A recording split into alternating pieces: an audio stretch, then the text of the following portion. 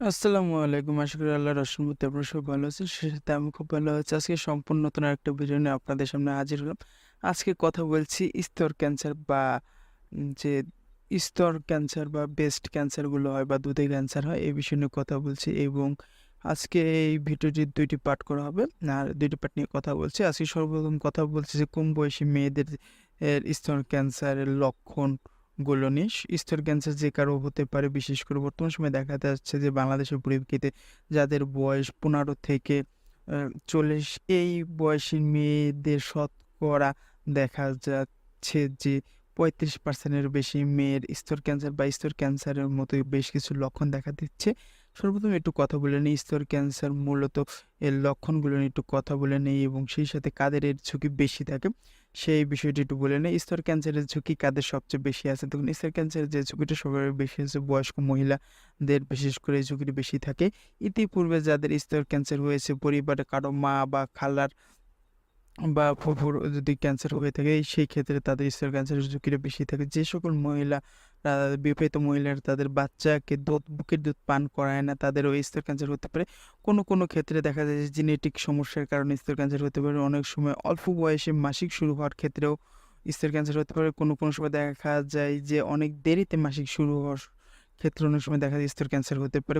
কোনো ক্ষেত্রে মদ পান করলে স্তন ক্যান্সার হতে পারে। অনেক সময় দেখা যায় যে স্তরে বা আ ব্রেস্ট নানান রকমের সমস্যার কারণে স্তন ক্যান্সার বা ব্রেস্ট ক্যান্সারটি হতে পারে। আবার অনেক সময় দেখা যায় যে আরো বেশ কিছু ক্যান্সার দ্বারা প্রভাবিত হতে পারে। যেমন কোলেরন ক্যান্সার, ডিম্বাশয় ক্যান্সারগুলোর কারণ থেকে এই ব্রেস্ট ক্যান্সারগুলো হতে পারে। এখন কথা বলছি ব্রেস্ট ক্যান্সার থেকে মুক্তি মানে লক্ষণগুলো কি? আ যে আপনি বুঝবেন যে এই লক্ষণগুলো দেখে বুঝবেন যে আপনি ব্রেস্ট ক্যান্সার হয়েছে।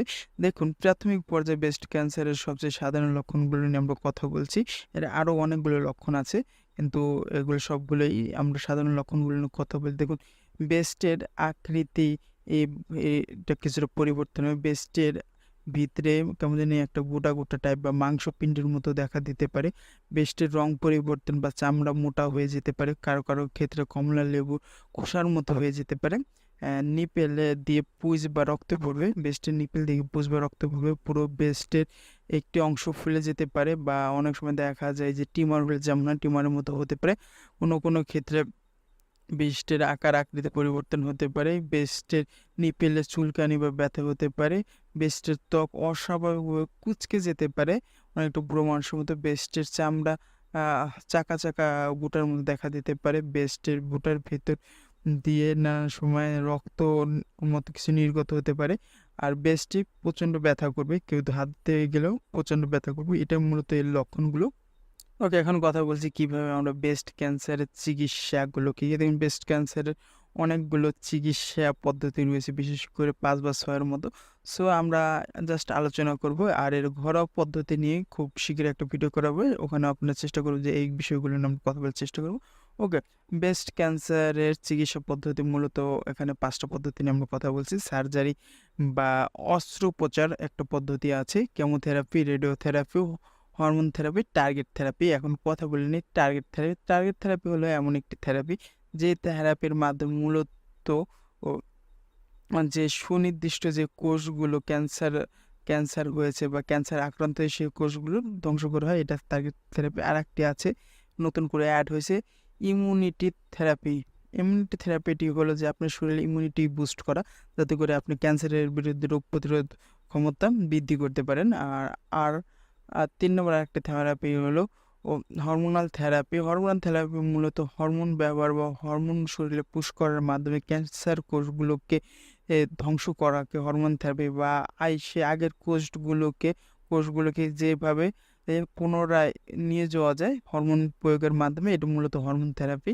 এরপর আছে কেমোথেরাপি। দেখুন কেমোথেরাপি খুবই এই ওষুধে ব্যবহার করে প্রতিনিয়ত কেমোথেরাপির মাধ্যমে অনেকে ক্যান্সার প্রতিরোধের চেষ্টা করছে। অস্ত্রোপচারের সাথেও কেমোথেরাপি ব্যবহার করে কেমোথেরাপি এবং আরেকটা আছে রেডিওথেরাপি। রেডিও ওয়েভের মাধ্যমে বা রেডিও তেজস্ক্রিয়ের মাধ্যমে যে ক্যান্সার কোষ বা টিমারের স্থানটাকে ক্রমাগত ধ্বংস করাকে মূলত রেডিওথেরাপি বলা হয় এখানে। আর এখন সর্বপ্রথম বাংলাদেশে খুবই জনপ্রিয় একটি থেরাপি কিন্তু হলো রেডিওথেরাপি এবং কেমোথেরাপি। আর পূর্বের থেরাপিগুলো এবং অস্ত্রোপচার বা সার্জারি এটা কোন ক্ষেত্রে হয়? আগেই বলছি যে স্তরে যদি কোনো গোটার মতো থাকে বা টিউমারের মতো থাকে তা কেটে বাদ দেওয়া হয় ওই অংশটি কোনো ক্ষেত্রে পুরো স্তরটাই এই কোষে আক্রান্ত হয়ে যায় বা ক্যান্সারে আক্রান্ত হয়েছে সেখানে সম্পূর্ণ স্তরটা কেটে বাদ দেওয়া হয়। কোনো ক্ষেত্রে দেখা যায় স্তরে বা ব্রেস্টের কিছু অংশতে এই কোষগুলো নষ্ট হয়ে গেছে বা সেলগুলো নষ্ট হয়ে সেই সেলগুলোকে কেটে বাদ দেওয়া হয়। কোনো ক্ষেত্রে দেখা যায় যে সু ব্রেস্টের সাথে অন্য ব্রেস্টের সেলগুলো কেটে সেখানে প্রতিস্থাপন করে। এটা মূলত সার্জারি বা অস্ত্রোপচারের মাধ্যমগুলো ব্রেস্ট ক্যান্সারের ক্ষেত্রে। সো আজকের মতো এই পর্যন্তই।